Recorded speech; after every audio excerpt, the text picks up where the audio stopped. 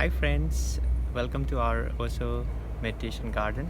Today we are going to make a grafting video, a video on grafting. There are a lot of very good instructional videos online about how to graft. I myself learned grafting watching Richard Campbell's grafting videos on mango. There is a very good grafting video by Truly Tropical, very instructional and lengthy on what instruments you need, and it's more than half an hour, so it's a really detailed video. And I also watched a lot of videos from those villages in Indonesia and India because they have a skill that's been passed from generations, and it's really you may not know the language, but you will see what they are doing, and I followed that exactly, and it took me about 2 years to starting to get good takes on mangoes. But the reason I'm making this video is because I was making a lot of mistakes. I was watching all those videos. They would make it look like perfect cut and everything is perfect, everything is nicely done, and all the things were said what to do, but nobody was telling what not to do. And during my last 2 years of struggling and trying to find good takes on my grafts, I found out what I should not be doing. So I just kind of summarized everything and trying to make 5 points as what mistakes I did when I was learning to graft in the first place. I will not be going into detail as to what do I use for grafting. You will get more and more videos, and my friends are making more videos on that. The 5 mistakes. Mistake number 1. For a long time I was using a certain tape to wrap the cyan after I get any cyan. Like, let's say I take this branch off, I prune all the leaves, and this is the cyan that I have. I was using a parafilm to wrap it, and they were not taking. And then I found out some friends in Tropical Fruit Forum talk about a buddy tape. So this is the buddy tape and this is the parafilm. You can see, and you can see this one, it's more stretchy, it's more transparent, strong as well, you can see. But it comes with a price. It is this one, probably 6 rolls came in for about $25. This alone, 1 roll, will cost you in Amazon right now probably between $35 to $40. So it's pretty expensive, but it's worth it. This I bought nearly 2 years ago, and it's been with me. It's almost gone. I have to order a new one, but I think you will think that these 6 rolls, I tried with parafilm a lot in the beginning. It would glue together, become very hard around the cyan and start to crack, and somehow I think it was letting air in and moisture in, and the cyans would just dry out.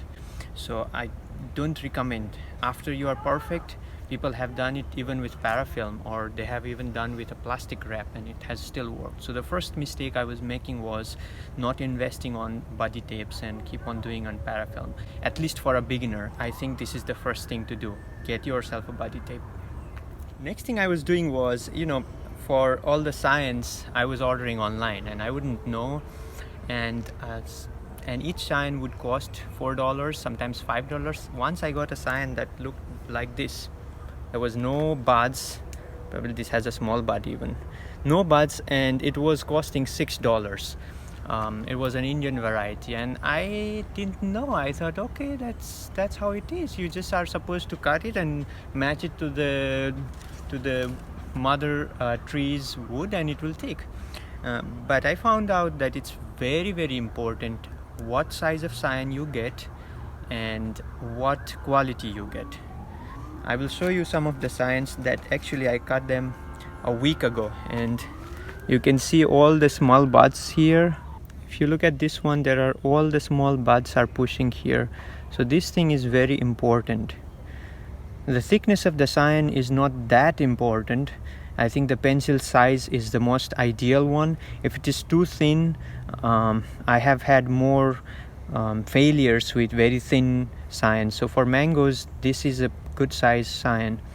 And look at this one now. This looks like a good size one, but I don't see any buds. That means the cyan is not in its active stage.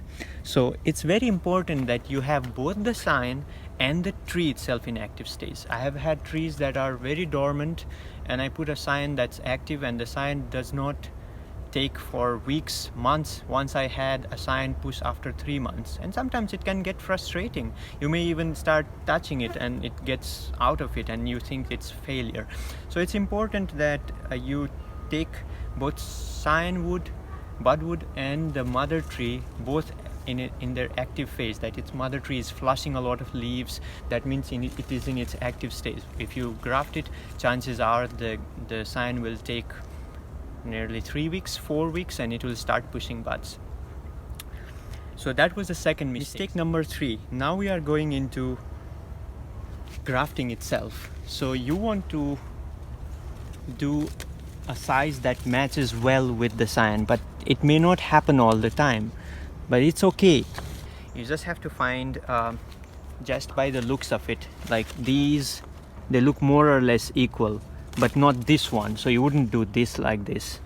So just find something that is more or less equal in diameter. This looks like they are more or less equal in diameter. So you take this, you take area where you want to graft. What was the mistake that I was doing? I will show you. This was mistake number 3. So I just remove it with my hand, they easily come out.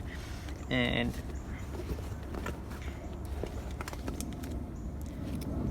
I wouldn't teach you how to graft. This is just how I do. I don't like to do. Another thing was I tried many of the cleft grafts. For me, the side graft was much better takes, so I continued with side graft. So do not make the mistake of doing what everyone else is doing. Find out what works for you and stick to that. This one here is slightly bent, so I would like to have it like this here. So I'll give a long cut on this side and try to reach to the middle portion of it. So it's a long cut. I used to do many cuts, but over time I started to do just single cut. And I give a little bit of cut on the back as well. I think all these things you can easily learn online. There are many instructional videos on that. Now what mistake I was doing was that I thought I was supposed to put in the middle like this. I thought the more important thing was that there are no gaps. Like you see that there are no gaps. But I didn't know that actually cambium layer is this green portion here on 2 sides. The middle portion is not important at all. These 2 green portions on 2 sides are important and they have to match with the green portion on 2 sides. So either you go a little bit on this side to match with the green, or you come a little bit on this side. Don't bother about being in the middle. It's not about whether there is gaps or not. It's more about whether you are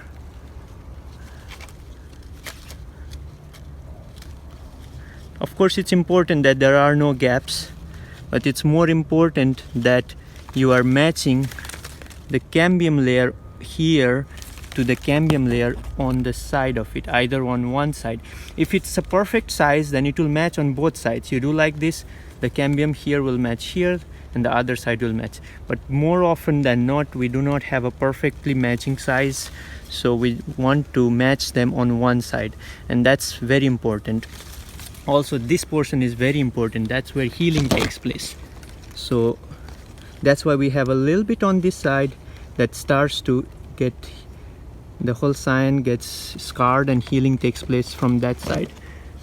So this is what I used to do. Now this was my mistake number 2 and 3, was that I was not matching them according to cambium. I was just putting them in the middle like this, and they looked like there was no gap, no perfectly aligned, but the cambiums were not touching. That was my mistake number 3. When you wrap this, many people have many different ways of doing it. You can use a rubber band after this, or you can use an electric tape. So many people have different, And I forgot to tell you that most of the signs come wrapped in buddy tape. So buddy tape, you have to do the wrapping of the buddy tape before you make the cut. You could do it.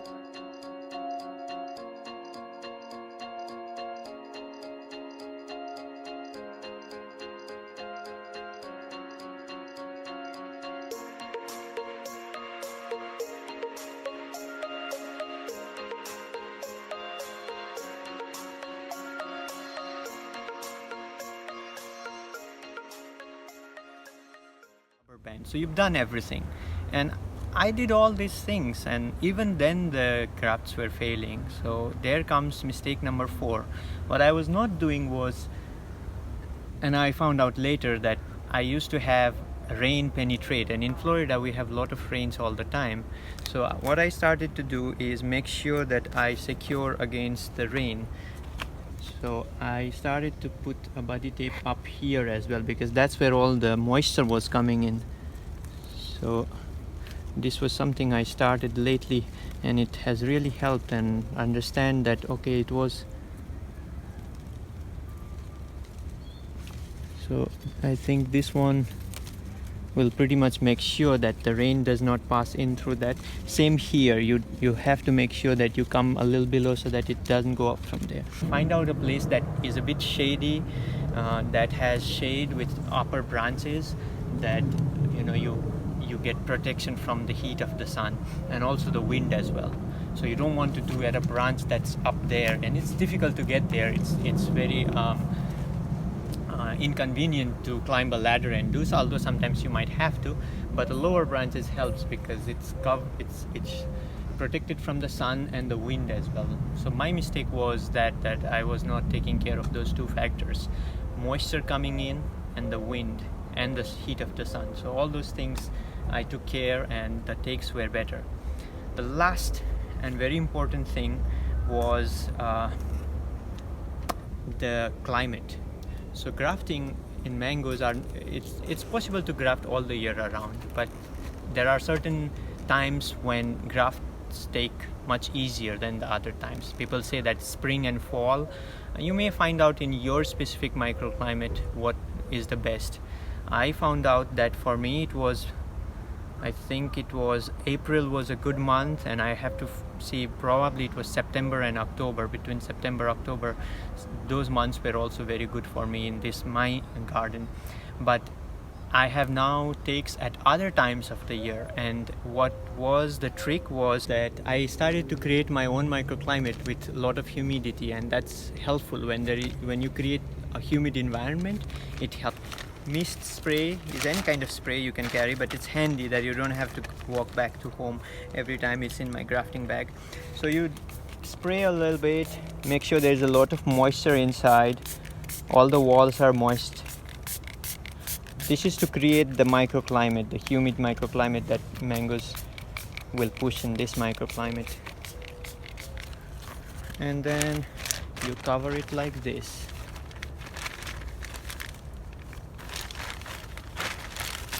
Cover it, and it's better if it's a transparent plastic, because then you'll get to check in a couple days what's happening inside.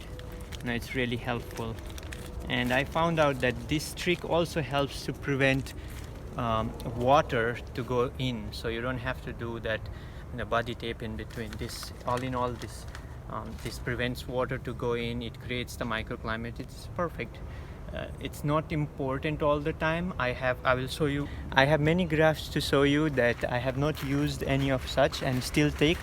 But if you are starting to graft and it's initial days of grafting and you want to get inspiration from the takes of your graft, do all these 5 steps. Don't make the same mistakes that I was making. After the grafts take, do go back and remove all the rubber band or tapes. After this stage, you can already remove all the rubber bands and tapes. This is a buddy tape, and it usually disintegrates, but sometimes some people have told me that sometimes it stays and starts to girdle, so you might have to check on this from time to time. Here, this is a very thick woody branch, and this is a thin green one, and if you match well, it will take. You can also use zip ties instead of the rubber band if it's too thick. The regular zip ties that you get from Home Depot. It's all about experimentation. You saw that in one branch I used the rubber band. This cyan here was too thin, and I didn't want to use the rubber band. I used the electric tape instead, and looks like it's pretty happy with the electric tape. You just take the tape out after it starts to give more branches. And in these I did not use the plastic wrap, but there are other places where I have used plastic wraps.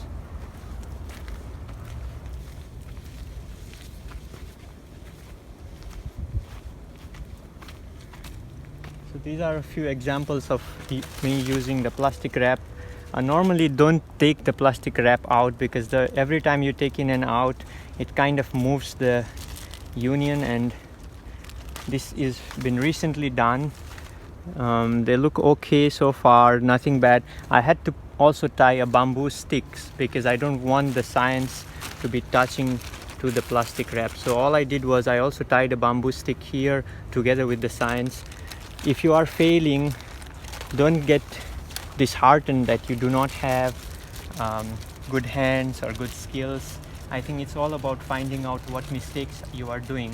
And believe me, it's not the same for everyone. I watched those instructional videos millions of times and still I was failing. I just had to find out what mistakes I was doing. You may be doing completely different mistakes. So just find out what is the step that you need to improve and keep on experimenting. It's a lot of fun.